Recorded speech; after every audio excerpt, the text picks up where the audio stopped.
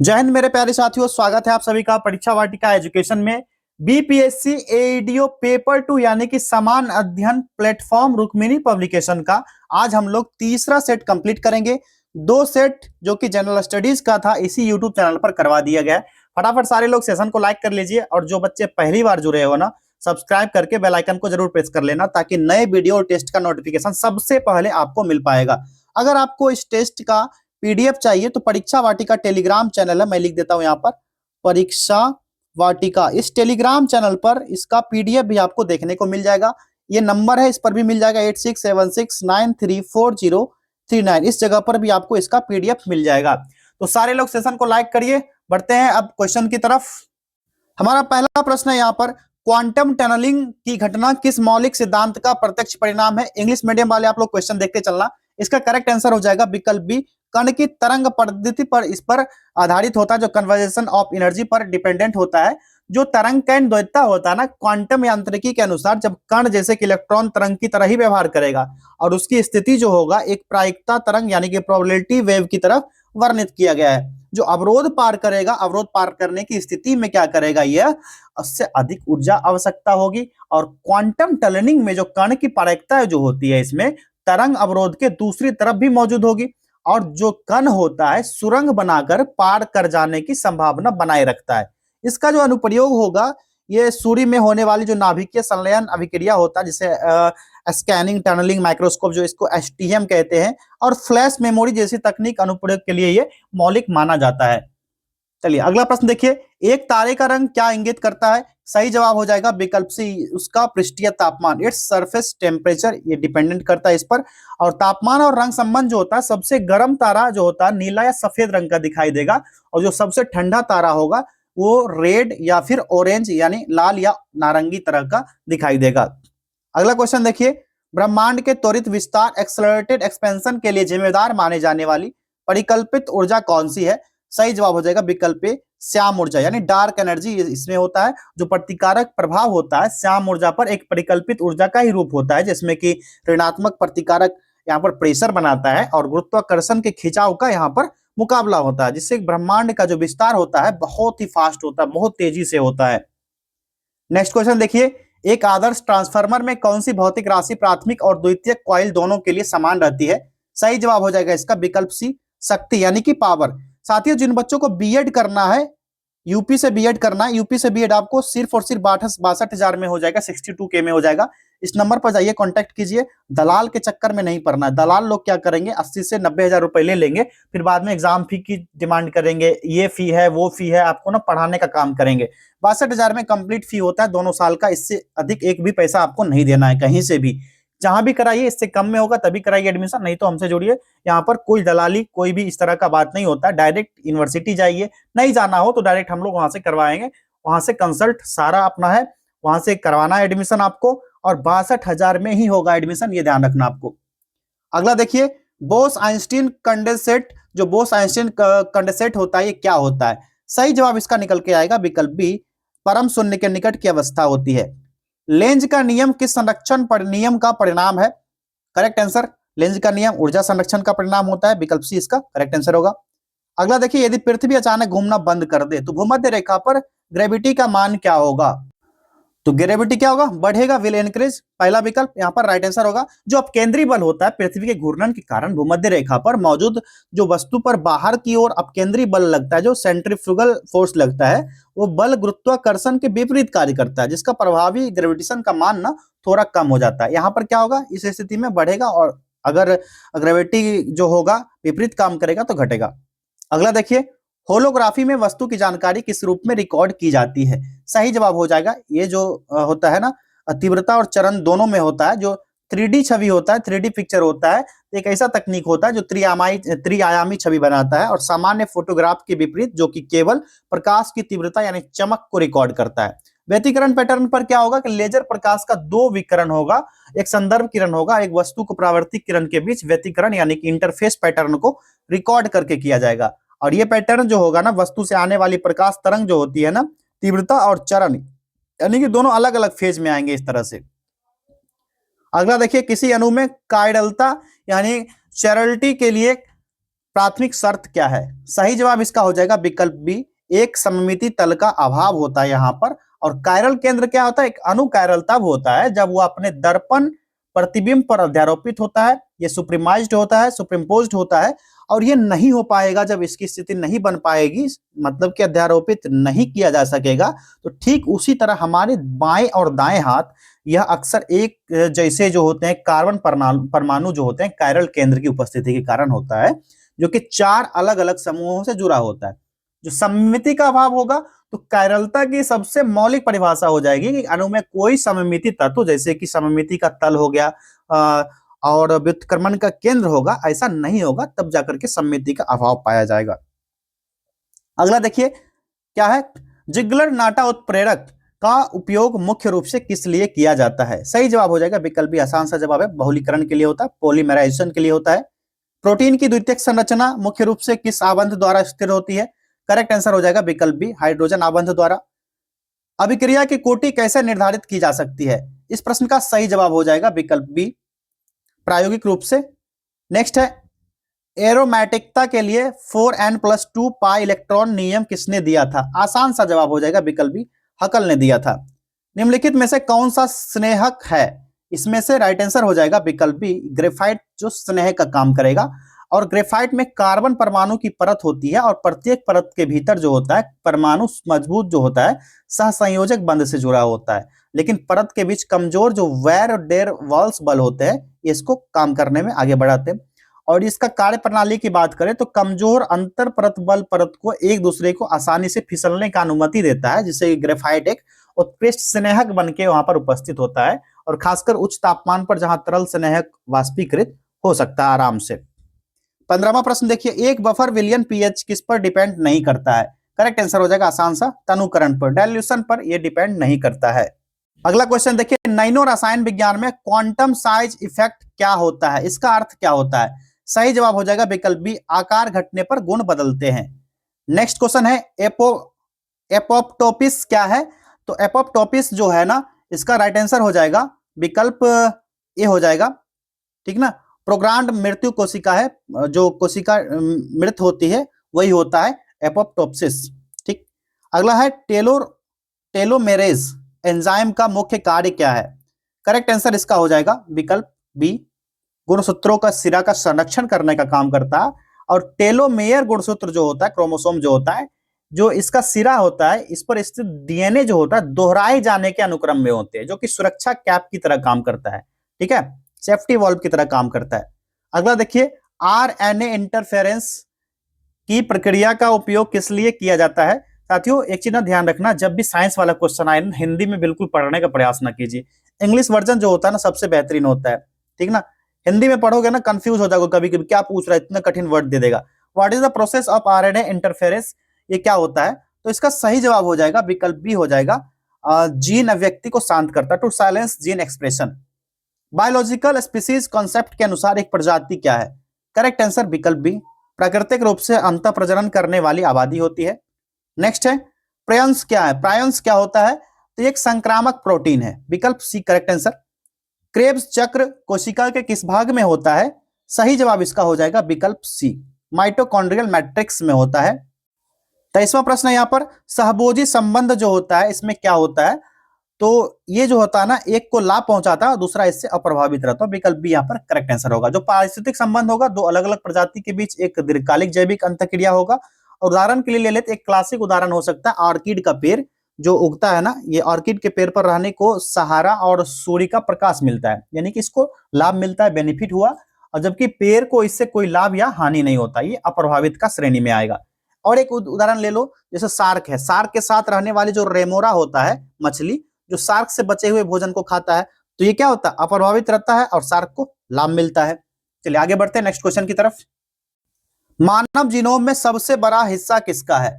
सही जवाब हो जाएगा ट्रांसपोसॉन का, जंपिंग जीन का।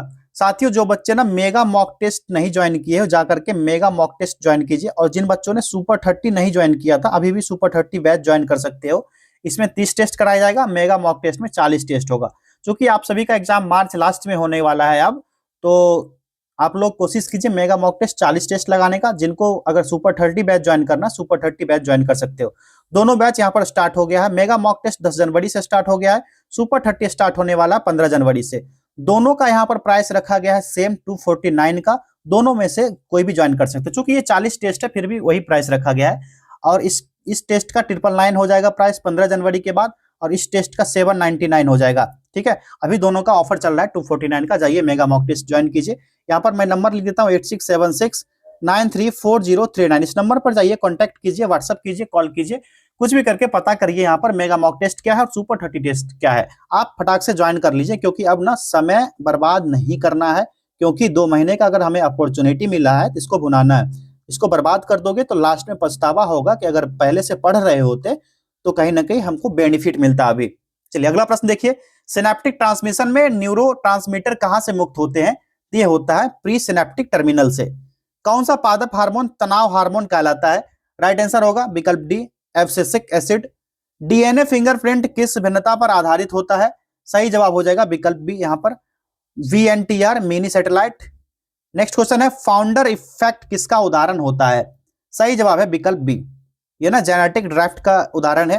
प्रतिरक्षा प्रणाली की कौन सी कोशिकाएं मुख्य रूप से HIV द्वारा लक्षित होती है? करेक्ट आंसर है विकल्प सी, ये हेल्पर टी कोशिकाएं होती है, CD4+ होती है ये। ठीक, और हेल्पर टी कोशिकाएं जो होती है ना, प्रतिरक्षा प्रतिक्रिया को समन्वित करने में एक केंद्रिका भूमिका निभाती है, जो कि अन्य प्रतिरक्षा कोशिकाओं को संक्रमण से लड़ने के लिए सक्रिय करती है। HIV ना इस हेल्पर टी कोशिका को संक्रमित और नष्ट कर देगा, और समय के साथ CD4+ जो है कोशिका की संख्या इतनी कम हो जाएगी कि प्रतिरक्षा प्रणाली गंभीर रूप से कमजोर हो जाएगा। इससे क्या होगा कि व्यक्ति अवसरवादी संक्रमण को, कैंसर और उसके प्रति संवेदनशील हो जाएगा, और इसी अवस्था को एड्स यानी कि एक्वायर्ड इम्यूनोडेफिशिएंसी सिंड्रोम भी कहते हैं। नेक्स्ट क्वेश्चन देखिए, C3 और C4 पौधों के बीच मुख्य अंतर किस एंजाइम से संबंधित है? सही जवाब इसका हो जाएगा विकल्प सी, ATP सिंथेज से संबंधित होता है। दिसंबर 2025 में दुबई में आयोजित होने वाले COP31 जलवायु शिखर सम्मेलन का मुख्य एजेंडा क्या है?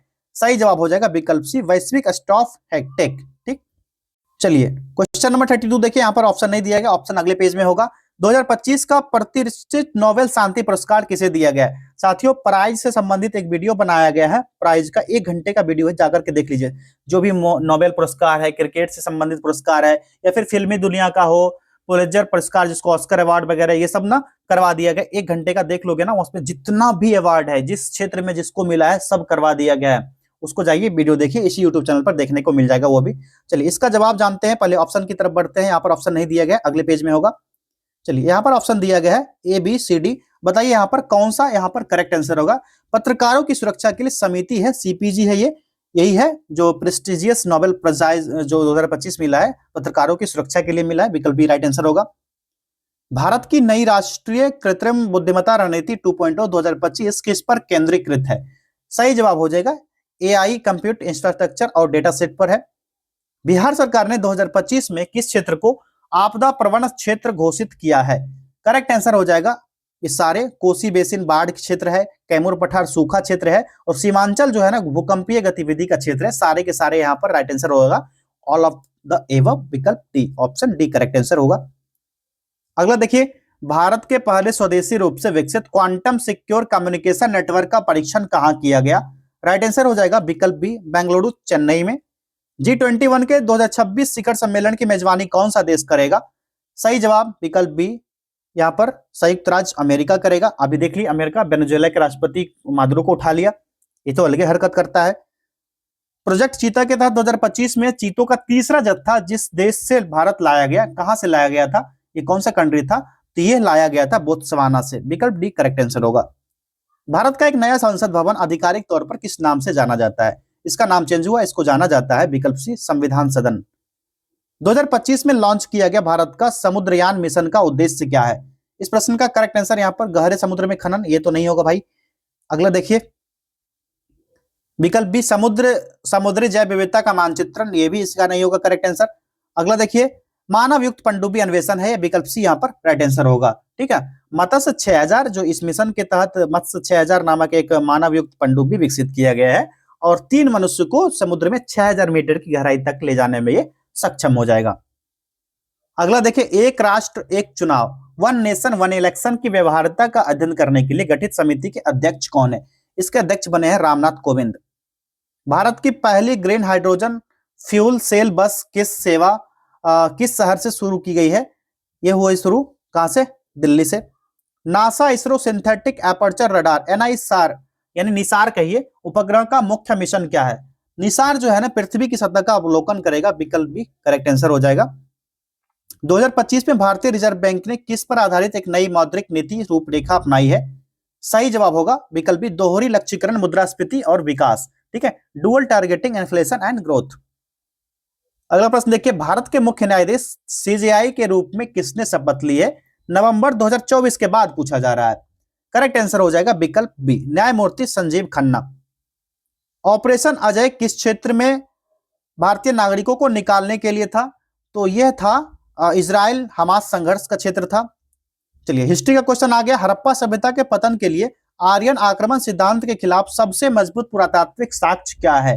सही जवाब हो जाएगा पहला विकल्प आक्रमण को कोई अस्त्रीकृत साक्ष्य नहीं मिला है, अभी सिद्धांत का कमी है। जो व्हीलर जैसा विद्वान प्रस्तावित करता है कि इस सिद्धांत के अकॉर्डिंग आर्य का आक्रमण जो हुआ था हड़प्पा शहर को नष्ट कर दिया।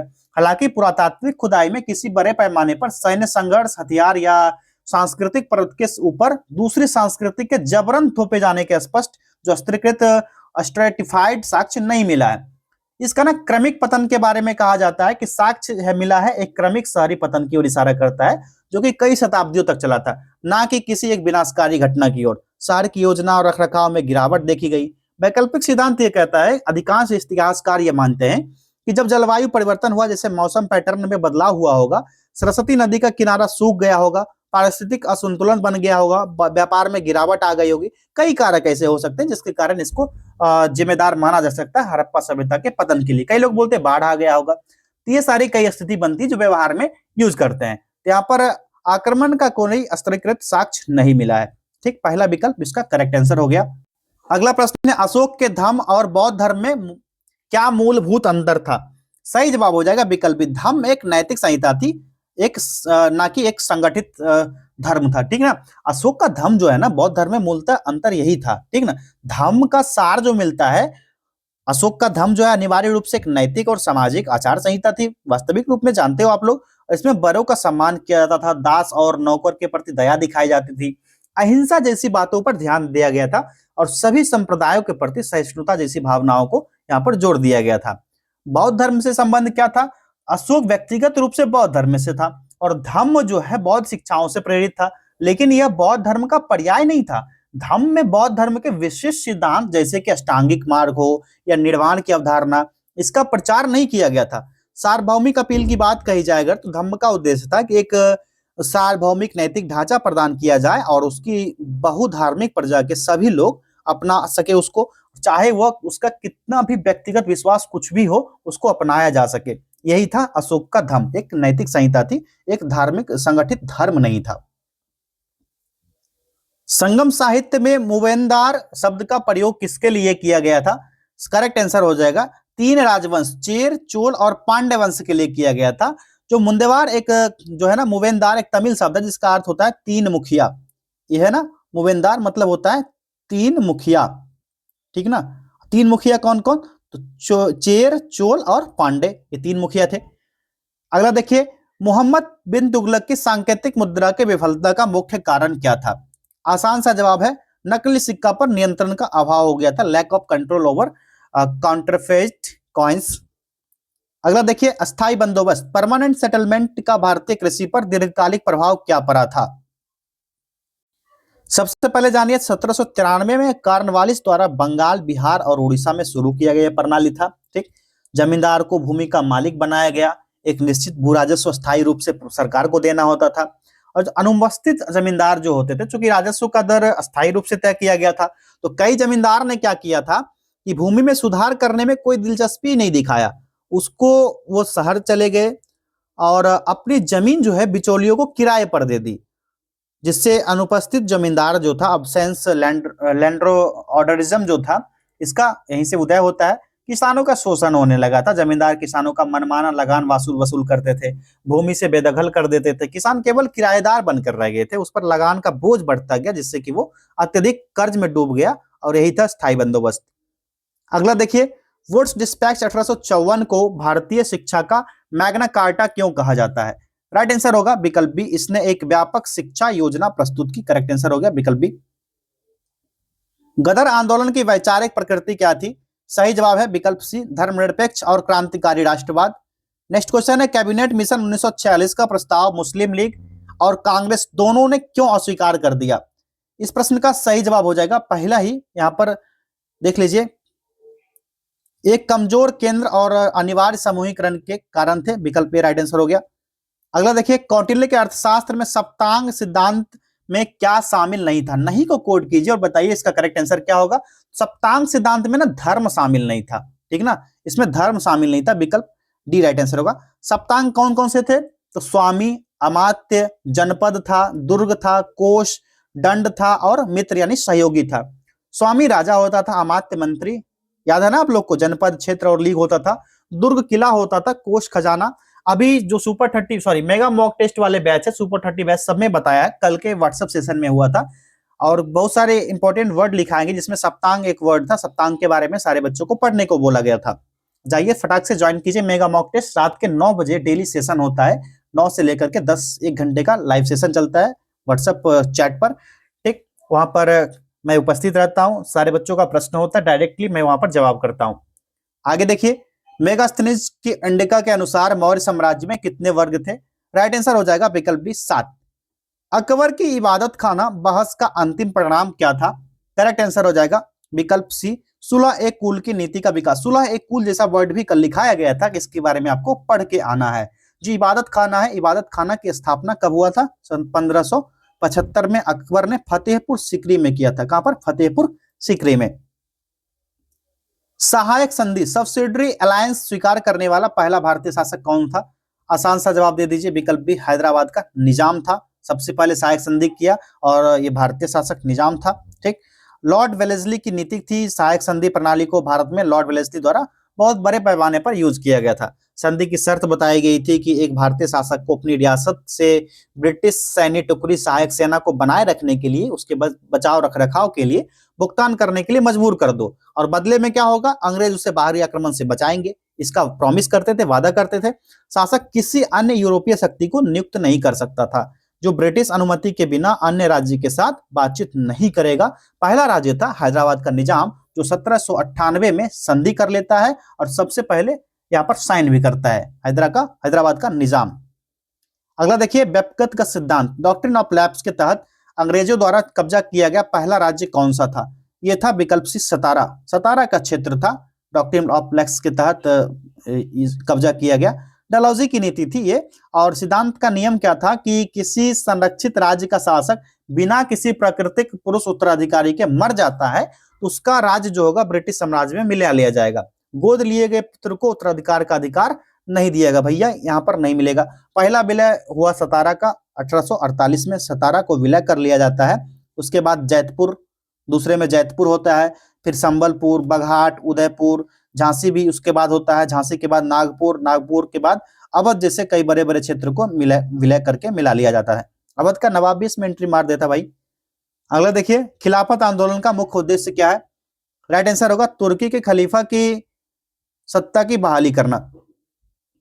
भारतीय राष्ट्रीय कांग्रेस के किस अधिवेशन में पहली बार वंदे मातरम गाया गया था? वंदे मातरम का 150 साल, अभी करंट का न्यूज है, ये क्वेश्चन इंपॉर्टेंट हो सकता है, इसको स्टार लगा लीजिए, ठीक। इस प्रश्न का सही जवाब हो जाएगा विकल्प सी, 1896 कलकत्ता, ठीक है, कलकत्ता में हुआ था। और इसके रचयिता जो थे बंकिम चंद्र चट्टोपाध्याय थे, बंकिम चंद्र चट्टोपाध्याय, BCC। अगर देखिए, आजाद हिंद फौज के अधिकारियों पर मुकदमा कहां चला था? इस प्रश्न का सही जवाब बताइए, कहां पर चला था? क्वेश्चन नंबर 61, ये चला था लाल किला दिल्ली में, रेड फोर्ट दिल्ली में ये मुकदमा चलाया गया था। 1945 में ये शुरू हुआ था। 3 वरिष्ठ अधिकारी थे, जो कर्नल प्रेम सहगल जो हिंदू थे, कर्नल गुरबख्श सिंह ढिल्लो सिख थे, और मेजर जनरल शहनवाज खान जो मुस्लिम थे। इन पर एक साथ मुकदमा चला था, जो भारतीय एकता का प्रतीक बन गया था। सार्वजनिक प्रतिक्रिया भी हुआ इस मुकदमे के खिलाफ, पूरे भारत में बड़े पैमाने पर विरोध प्रदर्शन हुआ था। ब्रिटिश सरकार को उनकी सजा कम करने के लिए मजबूर होना पड़ा था। ठीक, ये हो गया लाल किला में हुआ था। अगला देखिए, रिंग फेंस की नीति किससे संबंधित है? विकल्प बी राइट आंसर होगा, वारेन हेस्टिंग्स से संबंधित है। 18th सेंचुरी के लास्ट में वारेन हेस्टिंग्स द्वारा अपनाया गया था। इसका उद्देश्य था कि कंपनी के क्षेत्र को पड़ोसी राज्य के आक्रमण से बचाया जा सके। इसकी कार्य प्रणाली की बात करें तो कंपनी ने अपने क्षेत्रों की सीमाओं को सीधे रक्षा करने के बजाय अपने पड़ोसी राज्य जो बफर स्टेट्स थे इसकी सीमा को रक्षा करने का बीड़ा उठाया। इसके लिए कंपनी इन राज्यों के साथ रक्षात्मक संधियां कर लेती थी और रक्षा का खर्च भी उन्हीं राज्यों से वसूला करती थी। ये राइट आंसर होगा, वारेन हेस्टिंग्स के समय हुआ था। पृथ्वी का एल्विडो क्या निर्धारित करता है? ज्योग्राफी का क्वेश्चन आ गया। ये प्रावर्तित सौर विकिरण की मात्रा निर्धारित करेगा। विकल्प डी आराम से लगा लीजिए।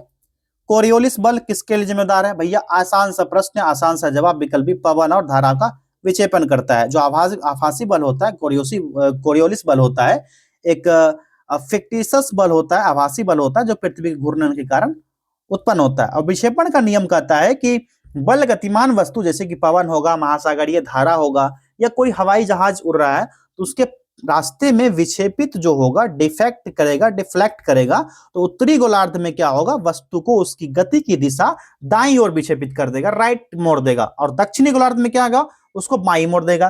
ठीक, ये ध्यान रखना है, दक्षिणी गोलार्ध में बाईं और उत्तरी गोलार्ध में दाईं मोड़ेगा। चलिए आगे देखिए, थर्मोहेलाइन परिसंचरण का मुख्य चालक क्या है? आसान सा जवाब दीजिए। विकल्प सी तापमान और लवणता में घनत्व अंतर का स्थिति होता है। और जो महासागरीय कन्वेयर बेल्ट होता है ना, इसमें थर्मोहेलाइन परिसंचरण जिसको अक्सर ना महासागरीय कन्वेयर बेल्ट भी कहा जाता है, और महासागर में बड़े पैमाने पर होने वाला जो जल संचरण होता है यही कन्वेयर बेल्ट होता है। इसी का तापमान और लवणता में घनत्व का अंतर होता है थर्मोहेलाइन परिसंचरण के कारण। विकल्प सी इसका करेक्ट आंसर हो गया। आगे देखिए, शीतोष्ण चक्रवातों की ऊर्जा का स्रोत क्या है? सोर्स क्या पूछा जा रहा है? आसान सा जवाब, वाताग्रोह पर वायु राशियों का घनत्व का अंतर होता है। विकल्प बी करेक्ट आंसर होगा। साथियों, जो बच्चे सब्सक्राइब नहीं किए चैनल को सब्सक्राइब कर लीजिए। और यहाँ पर प्रोडक्ट शो हो रहा होगा नीचे जाकर के। जो बच्चे एक मेगा मॉक टेस्ट ज्वाइन नहीं किए हो या फिर जो ज्वाइन किए हो, यहाँ पर बुक दिख रहा होगा, अरिहंत पब्लिकेशन का कैप्सूल बुक करके आता है। कैप्सूल बुक वहां पर आप लोग परचेज कर लीजिए। 4 समथिंग 450 के आसपास होगा, 450 60 70 के आसपास होगा। या फिर कहीं बुक स्टोर में भी मिल रहा है, जाकर के उसको आप लोग परचेज कर लीजिए। या फिर इस वीडियो में भी आपको यहाँ पर शो करेगा वो बुक, इसको परचेज कर लीजिए। इसी बेसिस पर पूरा एग्जाम देखना है आगे, इसी बेसिस पर सारा एग्जाम को कवर करेंगे। और ये ऐसा नोट्स बन जाएगा कि आगामी कोई भी एग्जाम देना चाहो आप, एक बार में पढ़ के आराम से 1 महीने में तैयारी ठीक ठाक हो जाएगी आपकी। भारत की कौन सी नदी भ्रंश घाटी से होकर बहती है? बताइए कौन सी नदी होगी? तो ये हो जाएगा विकल्प सी नर्मदा नदी। ठीक, चलिए ये वाला क्वेश्चन छूट गया था ना। रिफ्ट वैली का निर्माण किस प्रक्रिया द्वारा होता है? रिफ्ट वैली जो बनता है ना, ये बनता है भ्रंशन के द्वारा, फॉल्टिंग के द्वारा। सापेक्षिक आर्द्रता 100% होने पर क्या होता है? करेक्ट आंसर हो जाएगा, वायु संतृप्त हो जाएगी, यानी कि ओसांग की स्थिति बनेगी। विकल्प सी करेक्ट आंसर। अगला देखिए, बायोटिक और एबायोटिक घटकों के बीच पदार्थों का चक्रण क्या कहलाता है? इसको ऊर्जा प्रवाह कहा जाता है, एनर्जी फ्लो कहा जाता है। अगला देखिए, भारत के किस क्षेत्र में मैंग्रोव वन मुख्य रूप से पाए जाते हैं? ये पाया जाता है नदी डेल्टा और ज्वारीय क्षेत्र में। अनुकूलन जो होता है, मैंग्रोव वन ऐसे पेड़ झाड़ियां होते हैं जो खारे पानी और कम ऑक्सीजन वाली तटीय मैदान में उगते हैं। जो मिट्टी होता है, तटीय मिट्टी होता है, यहीं पर इसका अनुकूल स्थिति पाया जाता है जहां पर ये उगते हैं मैंग्रोव वन। नेक्स्ट देखिए, ग्रेट बैरियर रीफ, इसको स्टार लगाओ भाई, यहां से क्वेश्चन हर बार बनता है बीपीएससी में। ग्रेट बैरियर रीफ के बारे में जान लीजिए। ये ना ऑस्ट्रेलिया का क्वींसलैंड का तट जो है कोरल सागर में बनता है। विकल्प सी इसका राइट आंसर होगा। विश्व की सबसे बड़ी प्रवाल भित्ति है। अक्षांश का 1 डिग्री मतलब लगभग कितने दूरी के बराबर है? 1 डिग्री होता है कितने? लगभग 111 किलोमीटर। विकल्प सी करेक्ट आंसर। 100 जो अक्षांश रेखाएं होती है, लैटिट्यूड्स होती है, भूमध्य रेखा के समानांतर चलने वाली काल्पनिक क्षैतिज रेखा होती है। दूरी की गणना कैसे करेंगे? तो पृथ्वी की कुल परिधि कितना है? 40,075। ठीक, और चूंकि एक वृत्त में 360 डिग्री होता है तो प्रत्येक डिग्री अक्षांश के लिए बीच की दूरी कितना हो जाएगा? 40,075 बटे 360। इसी तरह कुछ भी आए ना, 1 डिग्री है, 2 डिग्री पूछा जाए, 360 गुना 2 कर लेंगे। इस तरह से आप लोग यहाँ इसका गणना करके निकाल सकते हो। अगला देखिए, किस प्रकार की चट्टानों में जीवाश्म पाए जाने की सर्वाधिक संभावना है? राइट आंसर हो जाएगा विकल्प सी अवसादी। ला नीना का भारतीय मानसून पर सामान्यतः क्या प्रभाव पड़ता है? राइट आंसर होगा विकल्प बी, सामान्य से अधिक वर्षा होती है, मोर देन नॉर्मल रेनफॉल। संविधान के प्रस्तावना में निहित न्याय की अवधारणा में क्या शामिल नहीं है, नहीं को कोड कीजिए और बताइए इसका राइट आंसर क्या होगा। विकल्प डी हो जाएगा, धार्मिक जो रिलीजियस है इसमें शामिल नहीं है। प्रस्तावना का पाठ जो है भारत के संविधान की प्रस्तावना सभी नागरिकों के लिए क्या चीज का बात करता है, न्याय की बात करता है। न्याय के बाद किस चीज का बात करता है, न्याय के बाद बात करता है स्वतंत्रता की। स्वतंत्रता के बाद क्या होता है इसमें, तो स्वतंत्रता के बाद समानता और बंधुत्व की भी बात करता है, समानता साथ के साथ बंधुत्व की बात करता है। और यहां पर जो दिया गया है अवधारणा सामाजिक न्याय का अर्थ है तो जाति धर्म लिंग या जन्म के स्थान पर कोई भेदभाव ना हो सके, ये होता है। आर्थिक आधार का, आर्थिक न्याय का मतलब होता है कि धन के आधार पर कोई भेदभाव ना हो, सभी को आजीविका के समान अवसर मिलेगा। राजनीतिक न्याय का भी सेम यहाँ पर हो जाएगा, सभी नागरिकों को समान राजनीतिक अधिकार प्राप्त हो, जैसे कि मतदान का अधिकार हो गया, चुनाव लड़ने का अधिकार हो गया, ये सारा हो जाएगा। धार्मिक न्याय है ना, स्पष्ट रूप से उल्लेख नहीं किया गया, हालांकि धार्मिक स्वतंत्रता एक मौलिक अधिकार है लेकिन इसका उल्लेख नहीं किया गया प्रस्तावना में। अगला देखिए, शक्तियों के पृथक्करण, सेपरेशन ऑफ पावर्स का सिद्धांत किससे संबंधित है, राइट आंसर हो जाएगा विकल्प बी, विधायिका कार्यपालिका और न्यायपालिका में ये सेपरेट हो जाता है। यह सिद्धांत जो है ना फ्रांसीसी दार्शनिक मॉन्टेस्क्यू द्वारा प्रतिपादित किया गया था। इसका मूल विचार ये होता है कि सरकार की शक्तियां जो 3 अलग अलग शाखा में विभाजित है किया जाना चाहिए, जैसे विधायिका है कानून बनाएगा, कार्यपालिका कानून को लागू करेगा, न्यायपालिका कानूनों को व्याख्या करने का काम करेगा। इसका उद्देश्य होता है कि एक शाखा को बहुत अधिक शक्तिशाली होने से रोका जा सके और शक्तियों का दुरुपयोग होने से बचाया जा सके। यह एक नियंत्रण और संतुलन यानी कि चेक्स एंड बैलेंस की तरह प्रणाली की तरह काम करता है। तो राइट आंसर क्या होगा, विधायिका कार्यपालिका और न्यायपालिका शक्ति के पृथक्करण के 3 पार्ट हो जाते हैं। ठीक, अगर एक जगह रहेगा सेंट्रलाइज्ड होगा तो वो पावरफुल हो जाएगा। जैसे आप देख सकते हो कोई भी सरकार आती है पूर्ण बहुमत में आती है तो मनमानी सरकार बन जाती है, जैसे अभी बिहार में हो रहा है। इस पर टिप्पणी नहीं करूंगा मैं। अगला देखिए, अनुच्छेद 21 के तहत जीवन के अधिकार की व्याख्या में गरिमा के साथ जीवन को किस मामले में शामिल किया गया है। इस प्रश्न का सही जवाब हो जाएगा विकल्प सी, मेनका गांधी मामला हुआ था, आर्टिकल 21 मेनका गांधी मामला कब हुआ था, याद दिला दूं आपको, 1978 का मामला था। और इसमें सर्वोच्च न्यायालय ने आर्टिकल 21 का व्याख्या किया था और बहुत व्यापक बना दिया। न्यायालय ने फैसला सुनाया कि जीवन का अधिकार केवल शारीरिक अस्तित्व तक सीमित नहीं होगा बल्कि इससे मानवीय गरिमा के साथ जीने का अधिकार भी मिलेगा, जिसका मतलब होता है कि स्वच्छ पर्यावरण का अधिकार मिले, आजीविका मिले, निजता का अधिकार मिले और स्वास्थ्य जैसे कई अधिकार को शामिल किया गया आर्टिकल 21 में। अगला देखिए, एक अध्यादेश की अधिकतम वैधता कितनी हो सकती है, बताइए। एक ऑर्डिनेंस की अधिकतम वैधता कितनी होगी, 6 सप्ताह। आसान सा जवाब 6 सप्ताह, विकल्प ए। भारत में न्यायिक पुनर्विलोकन के शक्ति का आधार क्या है, करेक्ट आंसर हो जाएगा विकल्प से, संविधान की सर्वोच्चता, सुप्रीमेसी ऑफ कॉन्स्टिट्यूशन। ठीक, और न्यायिक पुनर्विलोकन न्यायपालिका की वह शक्ति होती है जिसके तहत विधायिका द्वारा बनाए गए कानून और कार्यपालिका द्वारा जारी किए गए आदेश की संवैधानिकता की जांच किया जा सकता है। यदि कोई नया कानून आता है या कोई कानून या आदेश संविधान के प्रस्ताव का उल्लंघन करेगा तो न्यायपालिका उसको शून्य घोषित कर सकता है, यानी कि उसको 0 घोषित कर सकता है। अगला देखिए, कटौती प्रस्ताव यानी कट मोशन का उद्देश्य क्या है। कट मोशन होता है अनुदान मांग की कटौती का प्रस्ताव होता है, तो अनुदान मांग में कटौती प्रस्ताव विकल्प बी हो जाएगा। और बजट की प्रक्रिया होती है कि बजट में एक बजट प्रक्रिया का हिस्सा होता है जब सरकार विभिन्न मंत्रालय के लिए अनुदान की मांग करती है, डिमांड्स ऑफ ग्रांट्स प्रस्तुत करती है, तो सदस्य इन मांग पर असंतोष व्यक्त करने के लिए कटौती प्रस्ताव ला सकते हैं। इसके प्रकार 3 हो सकते हैं, एक तो होगा नीतिगत कटौती जो पॉलिसी कट होता है, फिर होगा मितव्ययिक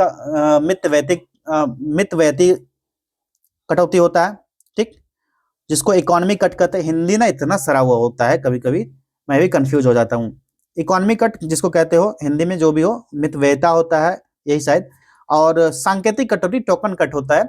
इसका महत्व क्या होता है कि कटौती प्रस्ताव पारित हो जाएगा तो इसे सरकार के अविश्वास में माना जाता है और सरकार को इस्तीफा देना पड़ सकता है। सरकार की जवाबदेही सुनिश्चित करने का एक शक्तिशाली उपकरण होता है एक कटौती प्रस्ताव।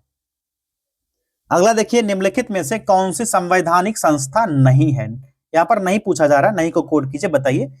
यहाँ दिख रहा है नीति आयोग, ये संवैधानिक संस्था नहीं है। आर्टिकल 324 के तहत ये हुआ और 315 के तहत संघ लोक सेवा आयोग, ठीक है, ये सारे ना संवैधानिक संस्था नहीं है। संसदीय विशेषाधिकार किसके लिए उपलब्ध है, करेक्ट आंसर इसका हो जाएगा विकल्प सी, संसद 6 सदस्यों के लिए, for the members of parliaments. भारतीय संविधान की कौन सी विशेषता कनाडा के संविधान से नहीं ली गई है, कनाडा के संविधान से पूछा जा रहा है। कौन सा नहीं लिया गया है? तो राज्य के नीति निदेशक तत्व नहीं लिया गया है, ये ना कनाडा के संविधान से नहीं लिया गया। कनाडा के संविधान से लिया गया है एक मजबूत केंद्र के लिए संघीय व्यवस्था, अवशिष्ट शक्तियों का केंद्र में निहित होना और केंद्र राज्य द्वारा राज्यपाल की नियुक्ति, ये सारा इससे शामिल हो जाता है। नीति निर्देशक तत्व जो हो ना संविधान के भाग चौथा में है और ये आयरलैंड के संविधान से लिया गया है। कहां से? आयरलैंड के संविधान से लिया गया है। अगला देखिए, किस संविधान संशोधन द्वारा मतदान की आयु 21 से घटाकर 18 वर्ष किया गया? 61वां संविधान संशोधन था, ये 1988 में आया था और आर्टिकल 326 में संशोधन किया गया था। विकल्प सी करेक्ट आंसर होगा। 61वां संविधान संशोधन 1988 और आर्टिकल 326 में संशोधित करके ये घटाया गया आयु 21 से 18 वर्ष। प्रच्छन्न बेरोजगारी डिसगस्ट एम्प्लॉयमेंट मुख्य रूप से किस क्षेत्र में पाई जाती है? सही जवाब पहला, कृषि क्षेत्र में। मौद्रिक नीति के तहत रेपो रेट में वृद्धि का क्या प्रभाव होता है? रेपो रेट बढ़ेगा तो क्या होगा और घटेगा तो क्या होगा? कमेंट करना सारे लोग, प्लस लिखना बढ़ने में और लिख देना एक्सप्लेन करके कमेंट में, और माइनस लिख के लिखना घटेगा तो क्या होगा। जो प्रभाव की श्रृंखला होगा मैं भी बता देता हूं आपको।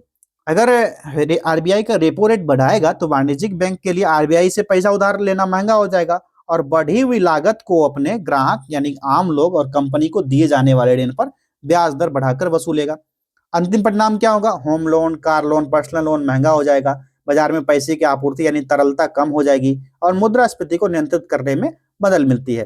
ठीक है, अब आप लोग कमेंट करना कि रेपो रेट घटेगा तो क्या होगा। ठीक, इससे क्या होगा? ऋण सस्ता होता, महंगा होता, सॉरी महंगा होगा ना। अगला देखिए, लॉरेंज वक्र, लॉरेंज कर्व क्या दर्शाता है? तो ग्राफिकल निरूपण जो होता है, ग्राफिकल प्रतिनिधित्व जो कि किसी देश या समाज में आय या धन को वितरित करने को दर्शाता है, आय असमानता को, इनकम इनइक्वालिटी दर्शाता है। गिनी गुणांक, गिनी कोएफिशिएंट का मान 1 होने पर क्या होगा? आसान सा क्वेश्चन है, देखने में लग रहा है हार्ड है। ये क्या होगा? पूर्ण असमानता को दर्शाएगा। विकल्प बी यहाँ पर राइट आंसर होगा। 0 की स्थिति होगी तो क्या होगा? तो पूर्ण असमानता होगा। अगर 1 होगा इसका अर्थ होता है पूर्ण असमानता। ठीक, 0 रहेगा तो पूर्ण समानता, 1 होगा तो पूर्ण असमानता। ठीक ना, याद रखना आप।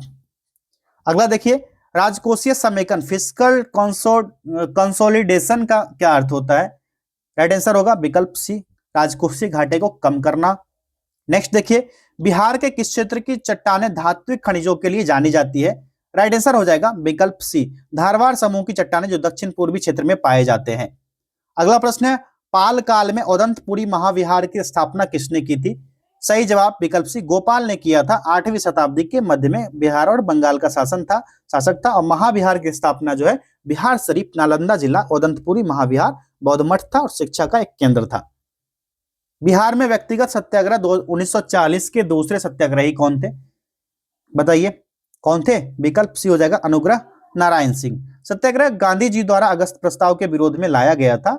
और इसमें ये बताइए, पहले सत्याग्रही, बिहार में पहले सत्याग्रही डॉक्टर श्री कृष्ण सिंह थे, श्री कृष्ण सिंह SKS।